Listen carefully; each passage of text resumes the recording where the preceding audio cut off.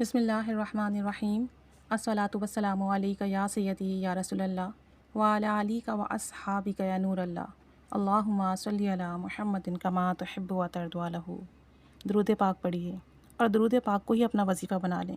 یہ ایسا وظیفہ ہے جس کا تعلق ڈائریکٹ آپ صلی اللہ علیہ وآلہ وسلم سے، اور کوئی بھی مومن شخص اگر آپ صلی اللہ علیہ وآلہ وسلم سے رابطے میں ہو جائے تو پھر دنیا، دین، آخرت سب سنورتے ہیں۔ ایسا ممکن ہی نہیں کہ بندہ آپ صلی اللہ علیہ وآلہ وسلم کے ساتھ رابطے میں ہو اور مسئلہ حل نہ ہو، پریشانی حل نہ ہو۔ کمی اگر آتی ہے نا تو وہ ہمارے اندر ہے۔ جب بھی ہم درود شریف پڑھیں اور ہمیں لگے کہ درود پاک سے وہ برکت اور فیض نہیں مل رہی، پھر اپنا جائزہ لینا شروع کریں، اپنی معمولات کو چیک کریں، درود پاک پڑھنے کے طریقے کو چیک کریں، اور جہاں آپ کو کوئی کمی دکھے اسے ٹھیک کریں، اور پھر دیکھیں کیسی کیسی برکات ملیں گی۔ آج کی اس ویڈیو میں آپ کو ایک درود پاک کا ایکسپیرینس سناتی ہوں، اور آپ دیکھیں کہ درود پاک پڑھنے والے پر اللہ تعالیٰ کیسی کرم نوازی فرماتا ہے۔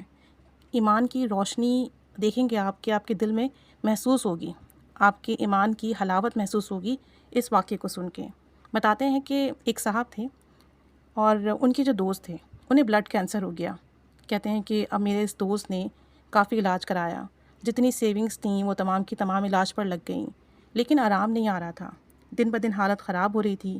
ڈاکٹرز نے یہاں تک کہہ دیا کہ دیکھیں پاکستان میں جتنا علاج تھا ہم نے سب کر لیا، آپ ٹھیک نہیں ہوئے، آپ ایک کام کریں، باہر ملک جا کر اپنا علاج کروائیں، انشاءاللہ تعالیٰ آپ ٹھیک ہو جائیں گے، اور اگر آپ نے باہر سے علاج نہ کروایا تو 2 مہینے سے زیادہ آپ زندہ نہیں رہیں گے، ہمارے پاس وہ فیسلٹیز نہیں ہیں، آپ باہر ملک جائیے، علاج کرائیے، وہاں ایسی فیسلٹیز ہیں کہ آپ کا ٹریٹمنٹ ممکن ہے۔ اب یہ صاحب کہتے ہیں کہ جتنی سیونگز تھیں، جمع پونجی تھی، وہ تو میں نے علاج پہ لگا دی، اب صرف اور صرف میرے پاس ایک مکان تھا جس میں رہتا تھا، اگر میں اسے بیچ دیتا تو پھر میرا کیا بنتا۔ کہتے ہیں آپ سمجھ سے باہر تھا کہ کیا کروں۔ میرے دوست مجھ سے ملنے آئے، میں نے انہیں سب کچھ بتایا، تو ان کے دوست نے کہا کہ دیکھو دنیا کے تو سارے علاج کر لیے، ساری جمع پونجی بھی لگ گئی، لیکن حاصل تو کچھ نہ ہوا نا، میں آپ کو ایک کتاب دیتا ہوں۔ انہوں نے آب کوثر کتاب انہیں دی۔ آب کوثر کتاب درود پاک کی بہت ہی پیاری کتاب ہے، اسے جب بھی آپ پڑھیں گے نا آپ کے دل میں درود پاک کی بے پناہ محبت پیدا ہوگی۔ میں نے خود اسے کئی بار پڑھا ہے اور کئی بار مجھے پڑھنے سے بے پناہ لطف ملا ہے۔ تو انہوں نے اپنے دوست کو آب کوثر کتاب دی اور کہا کہ اسے پڑھیے، جب آپ اسے پڑھو گے تو آپ کے دل میں درود پاک کا شوق اور محبت پیدا ہوگی۔ اب آپ درود شریف پڑھتے جائیے اور اپنے اوپر دم کرتے جائیے، پانی پر دم کر کے پئیں، اور اس عمل کو اپنا لیجیے۔ اسے کبھی بھی غیر یقینی سے نہ کیجیے گا، یقین کے ساتھ کریں، محبت کے ساتھ کریں۔ تو ان کے دوست نے وہ کتاب پڑھنا شروع کی اور ساتھ ساتھ درود شریف پڑھتے جاتے، دم کرتے جاتے، اور اللہ سے یوں کہتے کہ یا اللہ، ڈاکٹر کے علاج میں تو شک ہو سکتا ہے لیکن درود شریف میں شک نہیں، درود شریف میں کسی قسم کا کوئی شک نہیں۔ کہتے ہیں کہ ان کے دوست یہی دعا کرتے رہتے اور اپنے اوپر دم کرتے رہتے کہ درود شریف میں کوئی شک نہیں، بلا شبہ یہ رحمت ہی رحمت ہے، بلا شبہ یہ برکت ہی برکت ہے، بلا شبہ اس میں فائدہ ہی فائدہ ہے۔ کہتے ہیں کہ 2 مہینے گزر گئے، وہ بالکل ٹھیک، 4 مہینے گزر گئے، حتیٰ کہ 1 سال گزر گیا اور دوست بالکل ٹھیک ٹھاک۔ اب جب ڈاکٹرز کو دکھایا تو ڈاکٹرز حیران رہ گئے، ایسا ممکن ہی نہیں تھا کہ آپ بچ سکتے، آپ کا علاج ہونا بہت ضروری تھا، آپ بغیر علاج سے کیسے بچ گئے؟ تو بس درود پاک سب سے بہترین علاج تھا۔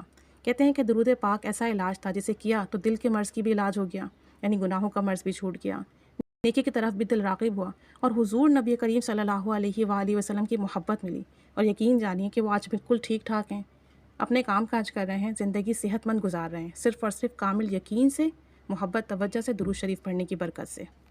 ایسے ہی ایک صاحب کا واقعہ اور سنیے۔ حضرت امام الدین میاں تاج محمد فرماتے ہیں کہ ہمارے پاس ایک نوجوان آئے اور بدقسمتی سے وہ جوانی میں ہی نابینا ہو گئے، دیکھ نہیں سکتے تھے، کافی علاج کرایا، کوئی فرق نہ پڑا۔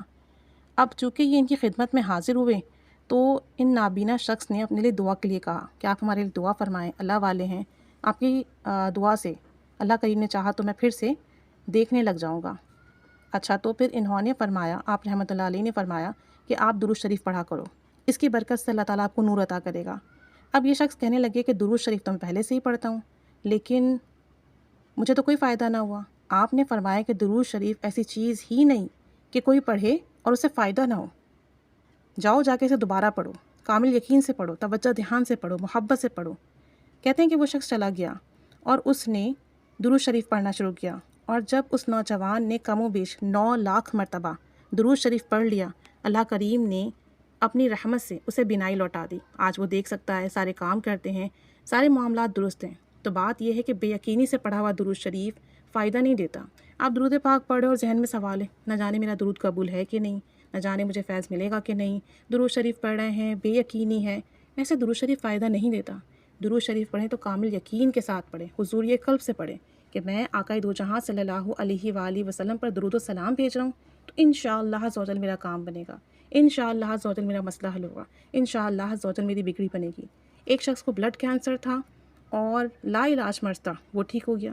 ایک شخص جو کہ مکمل نابینا ہو گئے اور درود پاک پڑھنے کی برکت سے اللہ نے انہیں بینائی عطا کر دی۔ تو بتائیں ایسے معاملات جو کہ ناممکن ہیں درود شریف پڑھنے کی برکت سے ممکن ہو گئے، تو پھر ہمارے اور آپ کے معاملات جو کہ بہت ہی معمولی ہیں کہ قرضہ ہو گیا ہے، نوکری نہیں ہے، اولاد نافرمان ہے، یا گھر کا کرایہ دینا ہے، یا جو ہے ہمارے معاملات ٹھیک نہیں ہیں، چھوٹی موٹی بیماریاں ہیں، تو کیا وہ معاملات ٹھیک نہیں ہوں گے؟